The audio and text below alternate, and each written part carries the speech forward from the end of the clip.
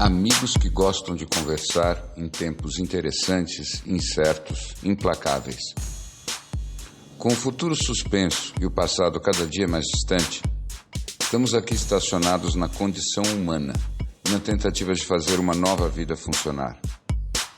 Cada dia é um passeio na neblina. E os elefantes estão soltos. Não usamos nomes, porque somos nós e somos ninguém. O que importa é a conversa e a vontade de gerar alguma luz. Mas ao mesmo tempo, gente, eu confesso para vocês que eu acho que essa sensação de não visibilidade e incerteza, ela é enorme, mas ela tem a ver também com quanto que a gente olha para frente, o quanto que a gente faz de zoom in ou zoom out. Se a gente olha bem de longe, a gente pode chegar até à conclusão de que nós estamos vivendo uma grande repetição. Já ocorreu isso para vocês? Posso contar mais uma história? Hoje eu estou animado para contar histórias. Diga, Forrest. Então, imaginem vocês que era uma vez na província de Hubei, na China, onde fica inclusive Wuhan, se soltou uma doença muito contagiosa e muito mortal, e ela foi percorrendo o mundo até parar na Itália. E na Itália, ela causou um estrago gigantesco a ponto de mexer nas estruturas da cultura e da sociedade da época, antes mesmo de se espalhar pelo resto do mundo e provocar mudanças por lá também. Qual foi a grande mudança que aconteceu na Itália? A grande mudança que aconteceu na Itália foi que a linha de frente dos que se dedicavam a cuidar das pessoas doentes eram os sacerdotes, os padres. E eles morreram como moscas. A igreja, então, viveu o seguinte dilema: como nós precisamos de quadros? Como nós vamos resolver isso? E ela começou a ordenar sacerdotes novos completamente sem preparo e sem vocação. Simplesmente, você quer virar padre? Vira padre, veja bem, veja as vantagens, vem aqui, larga essa enxada e bota essa roupa, agora você vai rezar missa. Por quê? Porque eles precisavam de quadros desesperadamente. Quando a doença passou, o cenário era: as pessoas que sobraram estavam felicíssimas de terem sobrevivido, e todos os sacerdotes disponíveis eram pessoas pouco preparadas, sem espiritualidade nenhuma, nem mesmo autoridade moral. E elas saqueavam, aprontavam, faziam orgias da maneira mais inaceitável possível. Resultado, não só as pessoas estavam aliviadas de terem sobrevivido, como a igreja, que era a instância mais forte da época e a grande autoridade, perdeu completamente a sua liderança e a sua estatura moral perante os fiéis. O resultado disso foi que a população começou mais e mais a se organizar a despeito da autoridade da igreja de forma espontânea, procurar soluções próprias, ao mesmo tempo em que curtiam a vida como sobreviventes intensamente. E o resultado disso, depois de algumas décadas, foi, vocês sabem, o Renascimento. Porque nós estamos falando da peste negra aqui. Então, eu já vi essa história. E ela começou no mesmo lugar, em Hubei. Uau, eu realmente não sabia que ela tinha começado em Hubei. Fico pensando em todas essas pragas que, de fato, conectam os seres humanos e deixam eles na mesma estatura e quebram todas as instâncias de autoridade morais. O mais interessante pensar nisso, estou aqui construindo meus pensamentos, é que a fase que a gente tem depois disso chama renascimento.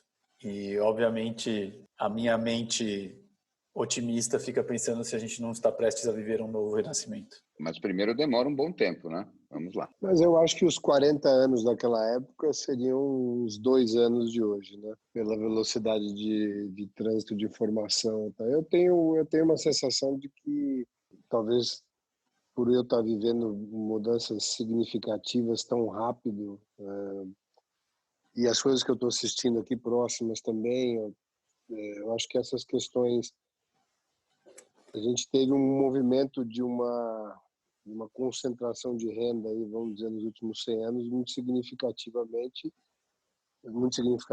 que estratificou a sociedade de uma maneira quase muito próxima ao feudalismo, né?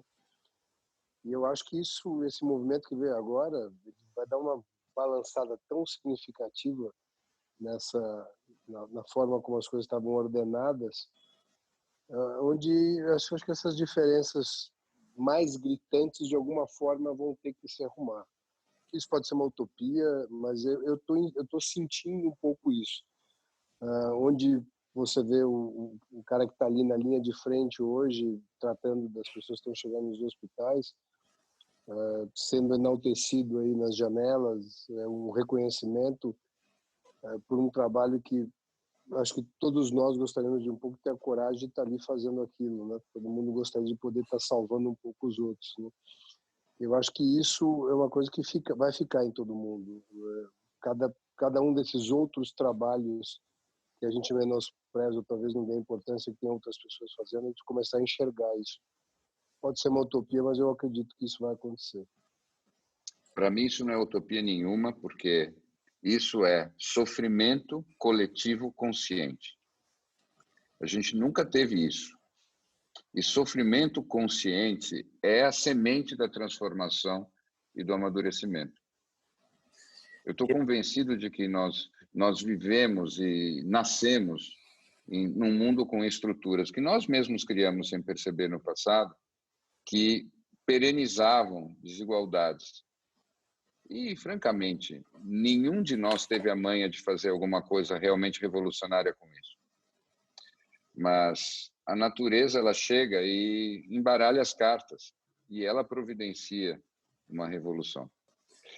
Eu não sei exatamente como isso vai se dar, mas, para mim, um monte de ideologias que sempre trataram essas desigualdades extremas e esses absurdos como coisas aparentemente naturais, elas vão ter que ser superadas e traduzidas por alguma outra coisa.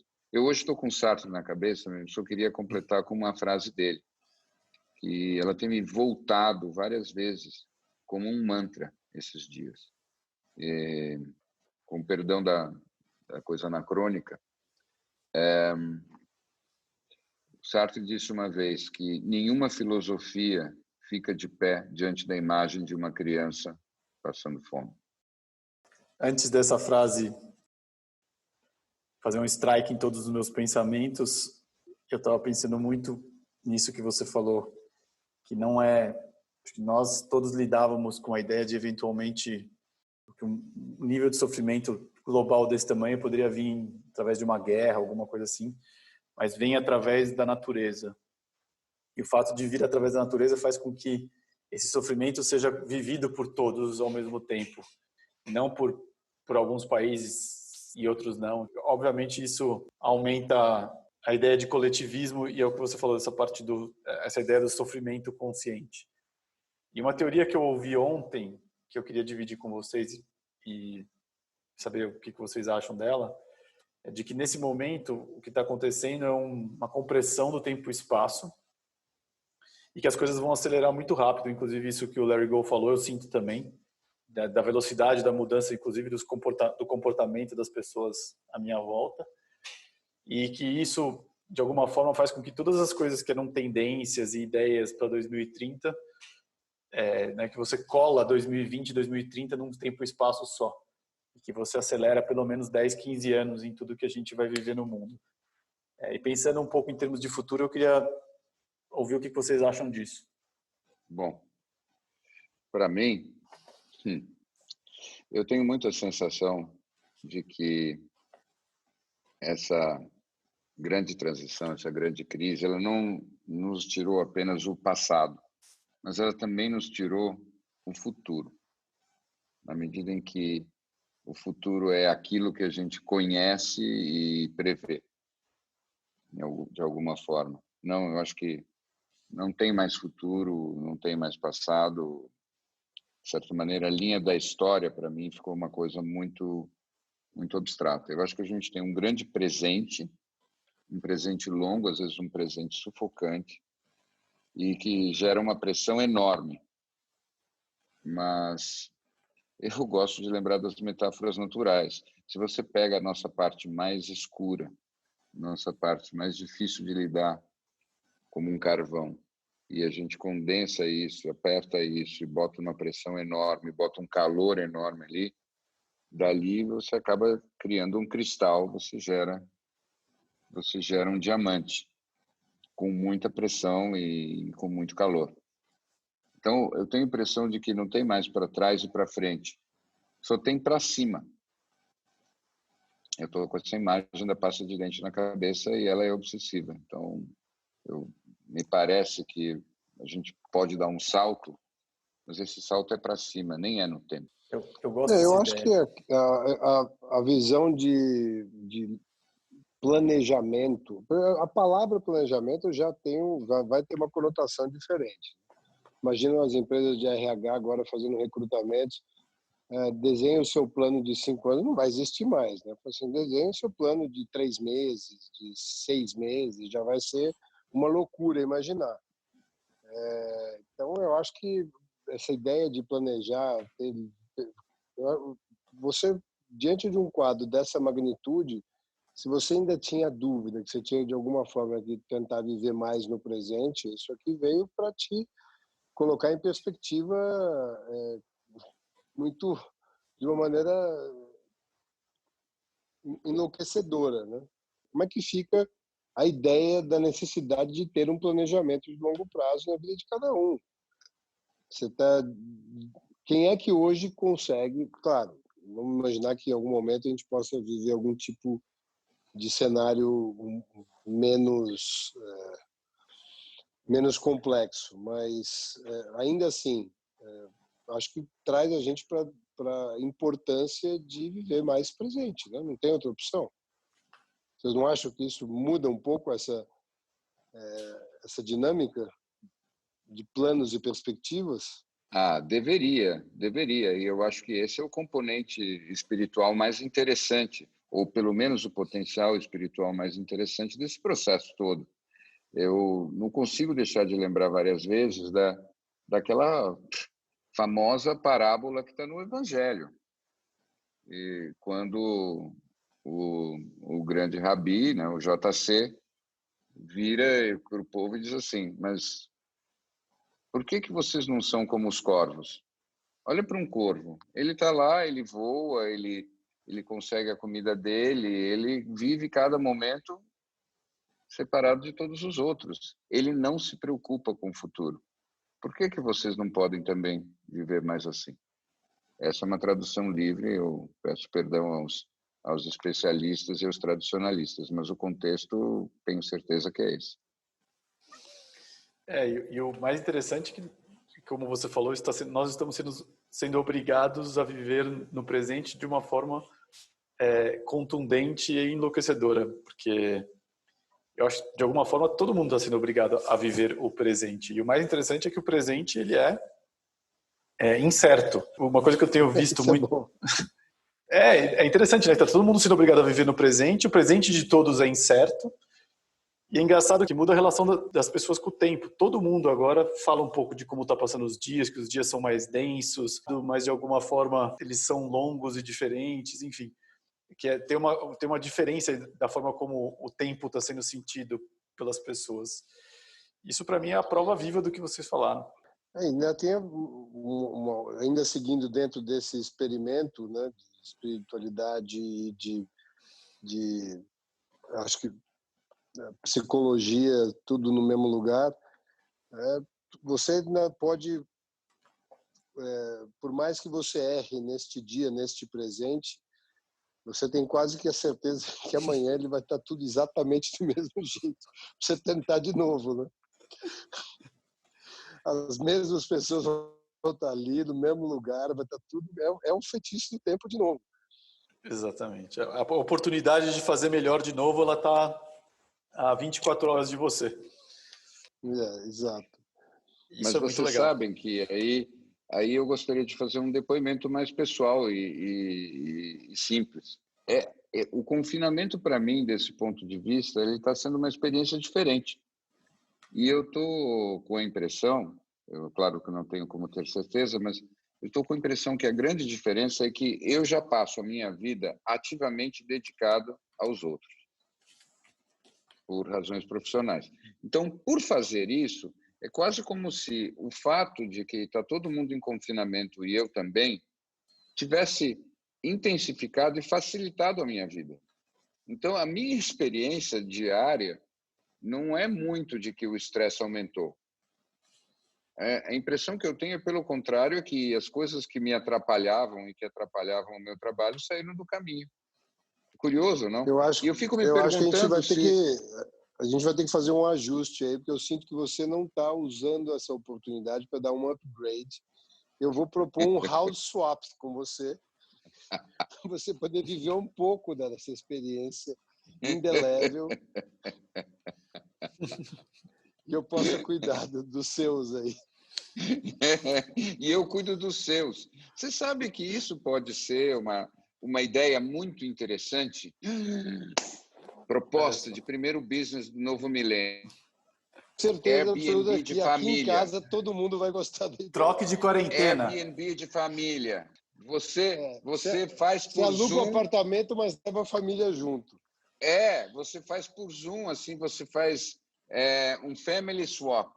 Você troca de pais e você experimenta famílias com pais alternados e você faz isso numa espécie de rodízio e depois, no fim, todo mundo se junta e faz um levantamento da experiência.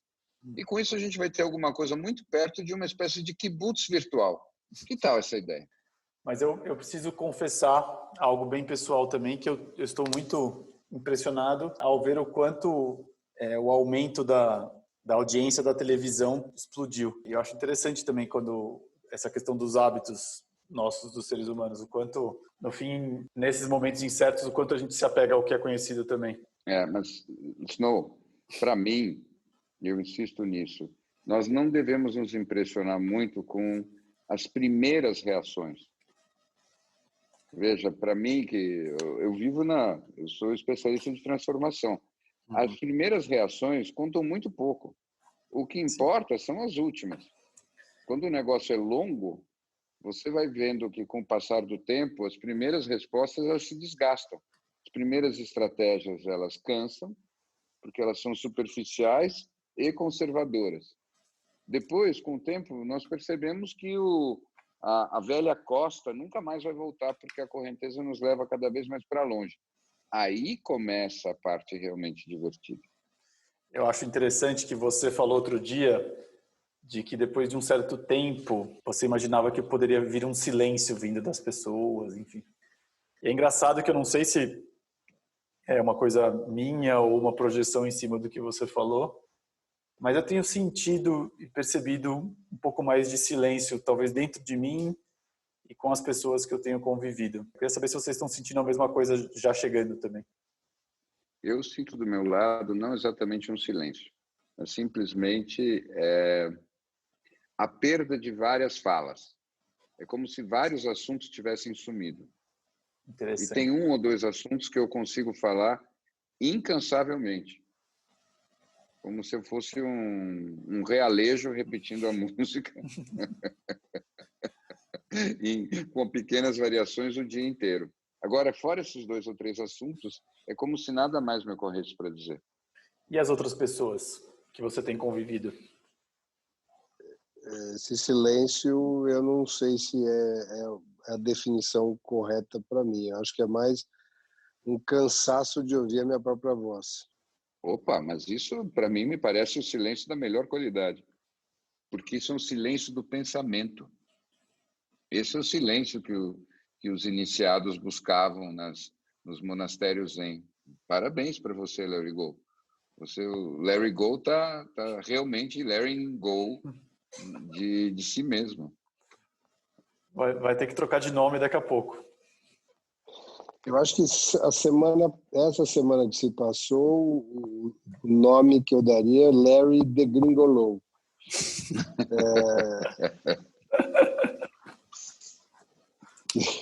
The Darkest Hour. Mas é como cada semana a gente tem que se dar um nome novo, eu acho que essa vai ficar sem sobrenome. Mas, caras, um momento. Eu acho, Larry DeGringolo, você usou, eu acho, a palavra mais simples, singela e estratégica da conversa de hoje. Você usou a palavra e ela é cansaço. Exatamente. Você disse que você estava cansado do som da própria voz. Quando eu falei de silêncio, eu não estava imaginando nada muito transcendente, elevado, sublime. Eu estava pensando nisso. Até porque, meus caros, na minha experiência, essa sensação é que é precursora do amadurecimento. Quando nós amadurecemos, quando nós deixamos algumas brincadeiras de lado, quando nós paramos com alguns comportamentos de lado, até quando nós abandonamos os nossos vícios, antes de mais nada, o que vem é um profundo cansaço. É só depois que você cansa que você consegue realmente investir em novas atitudes e novos comportamentos. Primeiro você cansa. A brincadeira perde a graça, a piada não te faz mais rir, o vício te provoca uma reação física que já é desfavorável.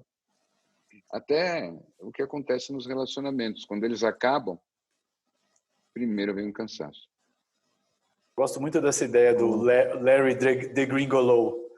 Muitas pessoas vão se conectar com essa ideia de que tudo foi degringolado e, meu, essa é o que temos aqui. Foi tudo pro saco. Foi tudo pro saco. Game plan, cara, virou um embrulho aqui. Foi pro saco. Então, e é interessante isso, né? Como essa ideia do degringolo, porque a ideia do degringolou é isso, não? Mas será que essa não é a boa notícia? Será que não é isso? Espelhar na própria personalidade aquilo que está acontecendo no mundo, mas fazer isso com um grau de liberdade, de flexibilidade que nos permite continuar testemunhas de tudo isso, porque eu preciso também testemunhar uma coisa. Para alguém que passou a semana degringolando, achei você bastante lúcido, bastante presente, mais você do que nunca. Então, a sua versão degringolada, para mim, está muito bem. Mas eu acho que essa versão ela é mais real, porque nada mais real do que a realidade, como diria Byron, né? Não tem fantasias que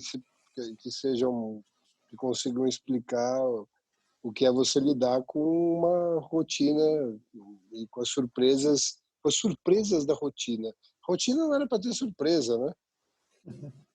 A gente está colocado num contexto de rotina surpreendente. Eu estava aqui pensando exatamente que é só quando você consegue olhar para você e falar eu degringolei, e você consegue se conectar, eu acho que de fato com você nesse nível desse olhar quase carinhoso com a sua situação. Existe uma possibilidade de conexão com o outro e com o mundo pelo que a gente está passando de uma forma um pouco mais... É só quando a gente consegue de verdade tirar os véus do que a gente está vivendo dentro da gente, me parece que é o único caminho para a gente conseguir ter uma visão um pouco mais leve e também olhar para o outro e cuidar do outro e viver essa rotina insana e diferente que a gente está vivendo. Tem um encontro de solidão primeiro, com a tua própria solidão, antes de o jogo poder começar de verdade. Se você não ficou só, você não encontra com o outro num lugar realmente verdadeiro. E quer a gente tenha isso admitido oficialmente ou não, é o que todos nós ansiamos, esse lugar desse encontro verdadeiro com o outro. Tem uma historinha ótima, rápida, hoje eu estou todo cheio das histórias, que logo depois que o Buda iluminou, ele encontrou um outro meditador importante que estava vagando pela Índia também, e esse meditador, ele olhou para o Buda e viu que o Buda tinha uma coisa completamente diferente dos outros. Ele percebeu essa energia, essa aura completamente transformada, e ele perguntou: nossa, quem é você? E ele disse: eu sou o Buda, eu acordei. E o meditador perguntou então: tá, mas quem é seu mestre? Quem foi seu mestre? Qual é a linhagem que você segue? E o Buda disse: nenhuma, eu conheci várias, mas nenhuma me serviu e eu me virei sozinho. De certa maneira, ele estava dizendo: eu degringolei e acabei assim. E aí o meditador disse: ah, que pena, eu não posso seguir alguém que não faça parte de linhagem nenhuma. E foi embora. E esse carinha, ele perdeu a chance de ser o primeiro discípulo do Buda. Então, essa história ela é perfeita para o nosso momento. A libertação verdadeira e a verdadeira expansão espiritual, ela começa dessa solidão. Nós não temos mais mestres, não temos mais líderes, não temos mais linhagens. Nós estamos sozinhos, degringolando, e temos que sair do outro lado. Esse é o caminho e essa é a escola. Essa história é perfeita, e eu estava pensando que ela é perfeita também para que a gente, como humanidade, não fique no papel desse cara que cruzou o Buda e foi embora, né? Viver a nossa vidinha atrás de alguma outra linhagem para a gente seguir. É isso aí. Muito bem, jovens. O jantar me espera aqui. Tá bom, eu só queria propor que a última frase da nossa gravação fosse o Larry dizendo: é isso aí. Nesse exato tom. Foi perfeito. É isso aí.